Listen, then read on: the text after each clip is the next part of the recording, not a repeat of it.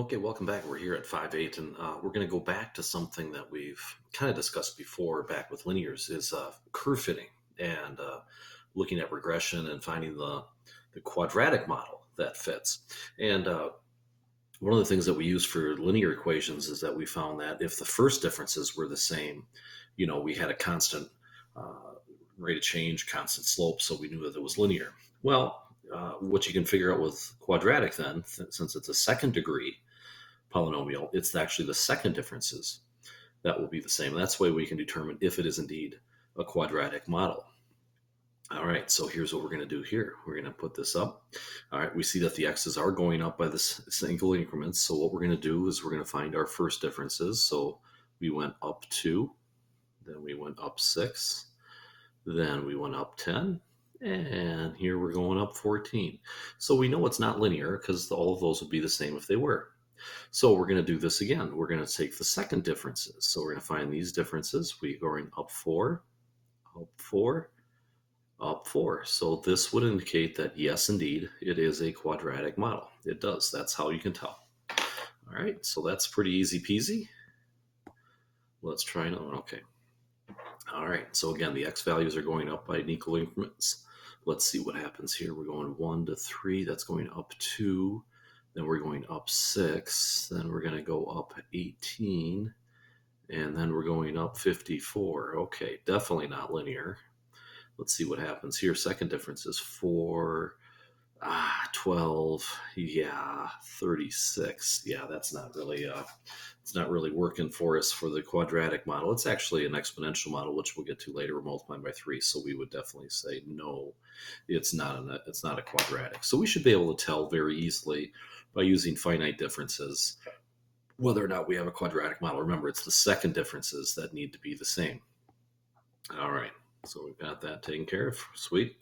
Now, we need to have, in order to do this, we know that 2 lines or 2 points define a line.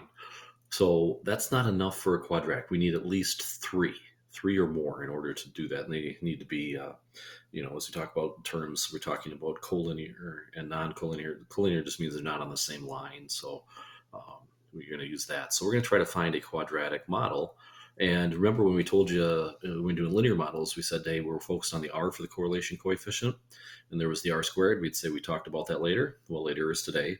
R squared tells us how good of a quadratic model fits the data. So the closer that number is to 1, the better the fit that we're looking for. Okay, so let's say that we had a case like this. We had some wading pools, and we're looking at the diameter of those pools with the appropriate cost. Obviously, the bigger the diameter, the more the cost is. And we're going to try to use an estimate. What should we charge for an 8-foot pool with a diameter with an 8-foot pool, and see what we have here and try to set it up? Well, all right, what we're going to do then is we're going to set up our model and go into the stat mode. So let's see if I can do this quickly here. Here we go. Here's our calculator. So once again, we'd hit stat, go into edit.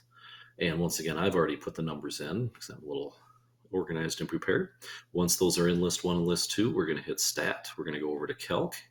And just like we did last time, we'd go down to 4 for linear regression, but we want quadratic. So we're just going to hit 5. And we can just scroll down to calculate. And there's our model. Okay, now I'm glad this happened because what happened is, I thought there was an R squared that was going to tell us there. You remember, if you don't see that, what you do is you hit second. See, hit the second, and then we're going to go down to catalog. And then we're going to scroll down. Let's see, we do this here. Let's scroll down to diagnostics on. That's what that means, is that was turned off. So we're going to have to do that. So I did that on purpose just to remind us to double check that. So if it does happen to you, you know what to do. If that R squared doesn't show up. So it should be down here. There it is, diagnostics on. So we're going to hit enter once and hit it again. Make sure it's on. Good. Let's go back to stat, calc, quadratic model. All right, bada bing, bada boom. There it shows up. Ooh, 0.999. That's really, really good fit. So remember, A is the number that's in front of the x squared. So 2.4 x squared. We'd go minus 21.6x plus 67.6. So that would give us the modeling equation. And the way that we could figure out what to charge is we could just put an 8 in for x, is what we would end up doing. So let's go back to that here. All right, so we put that back in. As we saw in our calculator, we'd